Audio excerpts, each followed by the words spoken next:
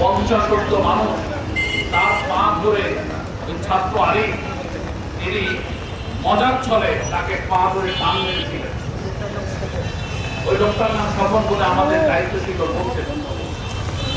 যখন ছাত্র আলী তিনি নিহত হয়েছেন, সে যখন তাকে পা ধরে খেলার ছলে টান মারে, তিনিও খেলার ছলে মজার ছলে তাকে পানিতে কয়েকবার উপরে উঠে মানে চুপ দিয়েছিলেন, ডুবিয়ে দিয়েছেন। সেখানে একবার ডুবান একবার ওঠান, একবার ডুবান একবার ওঠান, এভাবে আমরা শুনেছি ছাত্রদের কাছ থেকে। তখন ছাত্ররা মনে করেছিলেন যে একটা মজার ছলে হচ্ছিল। কিছুক্ষণ পর ছাত্র আলী তিনি অসুস্থ হয়ে ঠান্ডারত অবস্থার মতো হয়ে মাটিতে ঝুঁকে পড়লেন সামনের দিকে। ছাত্ররা তখনও আজ করতে পারেননি যে তিনি একটা নির্মম ইতিহাসের সাক্ষী হয়ে যাচ্ছেন, নিজে ধ্বংস হয়ে যাচ্ছেন।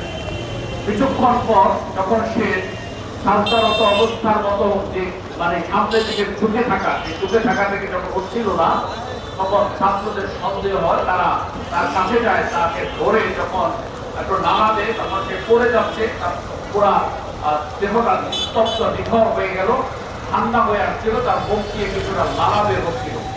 তাৎক্ষণিক সঙ্গে সঙ্গে সেখানকার উস্তাদ ছাত্ররা মিলে তাকে, এই যে উস্তাদ আমার পাশে আছেন, উনি বলবেন উস্তাদের নেতৃত্বে, আমার পাশে যে উস্তাদকে দেখছেন তার নেতৃত্বে সেখানকার ছাত্র শিক্ষকরা মিলে তাকে প্রথমে কুমিল্লার সদর হসপিটালে, মডার্ন হসপিটালে নিয়ে যায়।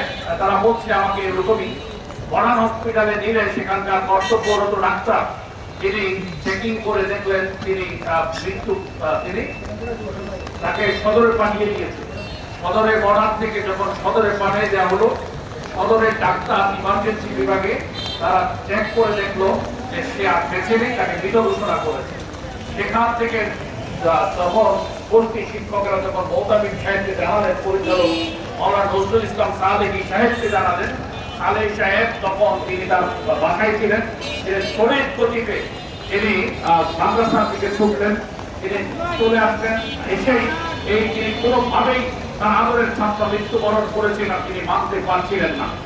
তিনি তাকে তাৎক্ষণিক আবারও হসপিটালে নেওয়ার জন্য তিনি উদ্যোগ গ্রহণ করেন। এর মধ্যে ছাত্রের অভিভাবক সহ আরো কিছু লোকজন এসে তখন মাওলানা নজরুল ইসলাম সাহেবকে অ্যাটাক করে তাকে অটো দিয়ে হাইজেক করে উঠিয়ে নিয়ে একটি আবদ্ধ রুমের ভেতরে এত নির্মমভাবে অত্যাচার নির্যাতন করেছে, ইতিহাসে অবর্ণনীয় একটি বিষয় সেটি। জামা কাপড় ছিঁড়ে ফেলা হয়েছে, তাকে অত্যাচার নির্যাতন করে হত্যার পরিকল্পনা করা হয়েছে। আর এই অবস্থা, নির্মম অবস্থায় তাকে কেউ বাঁচাতে আসেনি, সবাই মারতে এসেছে, মারছিল আর মারছিল। আমরা শুনেছি সেখানকার একটা গোষ্ঠী যারা ওই ছাত্রের বোন, সেই হত্যাকারী যাকে পানিতে ডুবিয়েছিল আবার উঠিয়েছিল, ডুবিয়েছিল আবার উঠিয়েছিল, সেই ব্যক্তিকে সেভ করবার জন্যে তারা একজন নিরপরাধ নিরীহ ওবান্দিক আলেমের উপর এই দোষ চাপিয়ে দিয়ে তাকে পুলিশের হাতে তুলে দিয়েছে। আমি অত্যন্ত দুঃখের সাথে বলছি, বাংলাদেশে বর্তমানে একটি ট্রেন্ড চালু হয়েছে, সেটি হচ্ছে তিনটি বিষয়ে: হত্যা, ধর্ষণ এবং বলাৎকার। এই তিনটি বিষয়ে আমরা লক্ষ্য করছি অভিযোগ দেওয়ার সাথে সাথে পুলিশ তদন্তের আগেই পুলিশ প্রশাসন, আইন শৃঙ্খলা বাহিনী ওই অভিযোগ যার নামে দেওয়া হয়েছে তাকে গ্রেফতার করে জেল হাজতে পাঠিয়ে দেওয়া হচ্ছে। এর মধ্য দিয়ে কিন্তু বহু জায়গায় তার প্রতিবেশীর উপর প্রতিবেশী, আত্মীয়র উপর আত্মীয়, পার্টনারের উপর পার্টনার, বন্ধুর উপর বন্ধু, তার ক্ষোভ, রাগ, জিজ্ঞাসাকে বাস্তবায়ন করবার তিনি নকশায় দেখে উঠেছে। যখন এক পক্ষ আরেক পক্ষকে দমনে ব্যর্থ হচ্ছে সামাজিকভাবে, তখন তার বিরুদ্ধে ধর্ষণ, বলাৎকার এবং নানাভাবে হত্যার অভিযোগ তুলে দেওয়া হচ্ছে। এর মধ্য দিয়ে মানুষ নিরপরাধ নিরীহ মানুষ কিন্তু কাতারে কাতারে কিন্তু জেলে চলে যাচ্ছে। আপনারা জানেন গত কদিন আগে বদর নেত্রকোনা বদরে একজন শিক্ষকের উপর ধর্ষণের অভিযোগ উঠেছে। পুলিশ তাকে গ্রেফতার করে তখন জেল হাজতে পাঠিয়ে দিয়েছে, র্যাব তাকে গ্রেফতার করেছে, তাকে রিমান্ডে নেওয়া হয়েছে। ডিএনএ টেস্টের আগে কেন তাকে রিমান্ডে নেওয়া হলো, জেল হাজতে নেওয়া হলো, এটা প্রশাসনের কাছে আমি জানতে চাই। কিন্তু একই ঘটনা তারপরের সপ্তাহে আমরা লক্ষ্য করেছি ফেনী জেলার পরশুরাম উপজেলা বক্স মাহমুদ ইউনিয়নের উত্তর টেকসের গ্রামে একজন আলেমকে, ইমাম সাহেবকে ধর্ষণের অভিযোগে এক মাস জেল কাটতে হয়েছে। এক মাস পরে যখন ডিএনএ টেস্টের মাধ্যমে প্রমাণিত হয়েছে ওই ইমাম ধর্ষণকারী নয়, ওই ইমাম ধর্ষণকারী নয়, বরং যেই মেয়ের গর্ভ থেকে বাচ্চা হয়েছে সেই মেয়ের ভরসা করছে তার আপন মায়ের পেটের ভাই। কিন্তু আদালতের নির্দেশে ডিএনএ টেস্টে প্রমাণিত হলো সেই আর নির্দোষ যিনি জেল থেকে মুক্তি পেয়েছেন। আমি সরকার প্রশাসনের কাছে জানতে চাই এই আলেম সাহেবের, ওই ইমাম সাহেবের, ওই পরশুরামের ইমামের এক মাসের জেল জিন্দেগির হিসাব কে দিবে আমাকে বলতে হবে। তার যে ইজ্জত সম্মান হানি হয়েছে, তার মাধ্যমে যে তারা বাংলাদেশের ইমামদের ইজ্জত হানি হয়েছে, এটার দায়ভার কে নেবে রাষ্ট্রের কাছে আমি জানতে চাই। আজকে এই মাওলানা নজরুল ইসলাম সাহেবকে যাচাই বাছাই ছাড়াই অভিযোগের ভিত্তিতে জেল হাজতে প্রেরণ করা হয়েছে, তার উপর মিথ্যা অভিযোগ দেওয়া হয়েছে। একটা এত নির্ভরযোগ্য, এত গ্রহণযোগ্য মাসলাককে অবমাননা করা হয়েছে। মাদ্রাসা মুখলেসিয়া কিরিয়া মাদ্রাসাকে তসনস করে দেওয়া হয়েছে, একটি অন্ধকার ভবিষ্যতের দিকে ঠেলে দেওয়া হয়েছে। তদন্তের আগে কেন করা হয়েছে? এটা এজন্য করা হয়েছে আমরা নিশ্চিত আমরা আমাদের বুদ্ধি, কৌশল, আইনি লড়াই এবং রাজপথের গণ আন্দোলনের মাধ্যমে আমরা যখন প্রমাণ করব মাওলানা নজরুল সাহেব একজন নির্দোষ, তখন প্রশাসন, রাষ্ট্র সরকার কি জবাব দিবে আমরা জানতে চাই।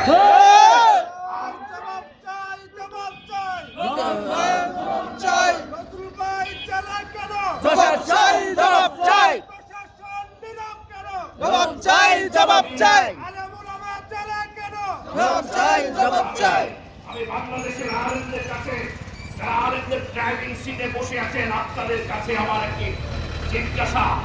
আজকে সালসিনা আক্রান্ত হয়, চরমরাই চোখ, আহলে সুন্নাত আক্রান্ত হয়, জামাত ইসলাম চোখ, কওমি আক্রান্ত হয়, হেফাজত আপনার আলিয়া চোখ, আলিয়া আক্রান্ত হয়, কওমি চোখ। আজকে একদল আক্রান্ত হয়, আরেক দল চোখ। আজকে আহলে সুন্নাত আক্রান্ত হয়, হেফাজত চোখ।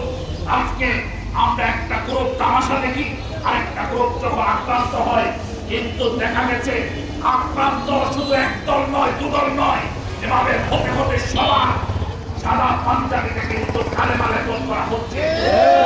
এটা অবশ্যই পরিকল্পিতভাবে করা হচ্ছে। এজন্য আমি সর্বদলীয় মাসটাকে ওলামাই গ্রামকে বলতে চাই, যখন একজন আলেমের বিরুদ্ধে মিথ্যাচার করা হয়, ধর্ষণ, বলাৎকার, হত্যা অভিযোগ দেওয়া হয়, তখন সাধারণ মানুষ কিন্তু বলে না এটা সালসিনা, সাধারণ মানুষ কিন্তু বলে না এটা হেফাজতের, সাধারণ মানুষ কিন্তু বলে না এটা আহলে সুন্নাতের, সাধারণ মানুষ কিন্তু বলে না জামাত, কওমি কিংবা আলিয়া। মানুষের একটাই কথা, হুজুর বুঝে আকান হুজুর আলেম ওলামা নিয়ে মানুষ কথা বলে।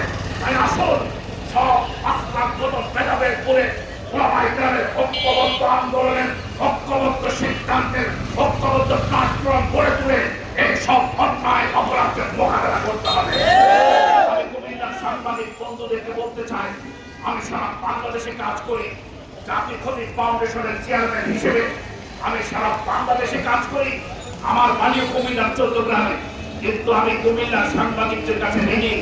এজন্য ঋণী, বাংলাদেশে কুমিল্লার সাংবাদিকরা আমার কাছে গ্রেড 1, নাম্বার 1, কারণ তারা আলেম ওলামার বিপদে অতীতে বহুবার পাশে দাঁড়িয়ে প্রমাণ করেছে তারা বস্তুনিষ্ঠ সংবাদ কর্মী, তাদের মধ্যে কোনো 2 নম্বরই নেই। আমি আপনাদের সহযোগিতা চাই সাংবাদিক বন্ধুগণ। আপনারা অতীতে ওই লালমাইয়ের ঘটনায় যেমন আমাদের পাশে ছিলেন ইউএনওর সেই অন্যায়ের বিরুদ্ধে, ওই বদরপুরে যেমন আমাদের পাশে ছিলেন, ওই মামিশ্বরে যেমন আমাদের পাশে ছিলেন, চট্টগ্রামের বদিয়ারায় যেমন আমাদের পাশে ছিলেন, পরিছনে রামপুরে যেমন আমাদের পাশে ছিলেন, এই ঘটনায় ব্রাহ্মণপাড়ার শশীদলে যেমন আমাদের পাশে ছিলেন, আজকে মাওলানা নজরুল ইসলাম সাহেবের এই ঘটনায়ও আপনারা ন্যায়ের পক্ষে থাকবেন। একজন আলেমের ইজ্জত রক্ষা করার জন্য সাংবাদিক হিসেবে আপনারা পেশাদারিত্বের পরিচয় দিবেন। নজরুল ভাইয়ের মুক্তি চাই, নজরুল ভাইয়ের মুক্তি চাই, মুক্তি মুক্তি মুক্তি চাই। ইসলামের শত্রুরা হুঁশিয়ার সাবধান, আলেম ইমামের শত্রুরা হুঁশিয়ার সাবধান। আমি এই সংসদীয় আসনের মাননীয় সংসদ সদস্য জনাব মনিরুল হক চৌধুরী সাহেব, আপনি আমাদের খুবই পরিচিত মানুষ। গত পরশুদিনও আমি একজন ইমাম সাহেবের বিষয় নিয়ে গণেশতলা দুর্গাপুরের একজন ইমামের বিষয় নিয়ে আপনাকে ফোন করেছিলাম। আপনি আন্তরিকতা দেখিয়েছিলেন, আপনি ওলামায়ে কেরামের পক্ষে দাঁড়াবার ঘোষণা দিয়েছিলেন। কুমিল্লা পেট্রোলিয়াম কলেজে একটা প্রোগ্রামে আমার সামনে আপনি বলেছিলেন আপনি নির্বাচিত হলে ওই ইমাম, খতিব, আলেম, ওলামা, মাদ্রাসা শিক্ষক অন্যায়ভাবে হয়রানির শিকার হবে না। আমি আপনার কাছে এই বার্তা আজকে সাংবাদিকদের মাধ্যমে পৌঁছে দিতে চাই। মাওলানা নজরুল ইসলাম সাহেব, আমরা সুস্পষ্ট তিনি চরম অন্যায় জুলুমের শিকার হয়েছেন। এই আলেমকে উদ্ধার করতে হবে, আপনার সহযোগিতা প্রয়োজন। আপনি এই কুমিল্লায় মানুষের জনপ্রতিনিধি হিসেবে কাজ করছেন। যদি এই ঘটনায় বস্তুনিষ্ঠতার সাথে আমাদের সাথে থাকেন, আমরাও কথা দিচ্ছি আগামী দিনে আমরা ওলামায়ে কেরাম আপনার পাশে আছি। আপনার কাছে আমি সহযোগিতা চাই। এই ঘটনায় মাওলানা নজরুল ইসলাম সাহেব অবশ্যই যেন তিনি নির্দোষ যেমন আছেন তেমনই তার উপর যেন কোনো ধরনের ষড়যন্ত্রমূলক অন্যায় চাপিয়ে দেওয়া না যায়, সেজন্য সংসদ সদস্যকে সতর্ক দৃষ্টি রাখতে হবে। পাশাপাশি কুমিল্লার জেলা প্রশাসক মহোদয় এবং মার্কেট পুলিশ সুপার, আপনাদের দুজন জেলা সিটি কর্পোরেশনের সম্মানিত প্রশাসক, আপনাদের কাছে আমি অনুরোধ করছি এই বিষয়ে আপনারা অবশ্যই ন্যায়ের পক্ষে থেকে মাওলানা নজরুল ইসলাম সাহেবের উপর যে মত সৃষ্টি করা হয়েছে, তাকে হত্যার পরিকল্পনা করা হয়েছে, এ বিষয়ে আপনারা আমাদেরকে সহযোগিতা করবেন। আমরা আজকে যারা আমাদের আহ্বায়ক তিনি ঘোষণা দিবেন আগামীতে আমাদের পরিকল্পনা কি হবে, আগামীতে যেই কর্মসূচি দেওয়া হবে, আমার বিশ্বাস আমরা টুপিদারি খেলোয়াড়দের ওলামায়ে কেরাম আমরা তখন আর কোনো নাস্তার কোনো বিভেদ করবো না, বিরোধ করবো না। নজরুল ইসলাম সাহেবকে যদি আগামী এক সপ্তাহের ভেতরে এই কোর্ট খুললে যদি মুক্তি দেওয়া না হয়, তাহলে পরবর্তীতে এমন একটি কর্মসূচি দেওয়া হবে, সেই কর্মসূচি অবশ্যই এমন একটি দৃষ্টান্ত স্থাপন করবে। আগামী দিন আর কোনো আলেমের বিরুদ্ধে কুমিল্লাতে কেউ রক্তচক্ষু দেওয়া দেখানোর সাহস পাবে না। শেষ করছে জাতীয় খতিব ফাউন্ডেশন সবসময় সর্বদলীয় মাসলাকের উদ্যোগ নিপীড়িত, শোষিত, বঞ্চিত, অপমানিত, নির্যাতিত, নিষ্পেষিত, অবিচারের শিকার ওলামায়ে কেরামের পাশে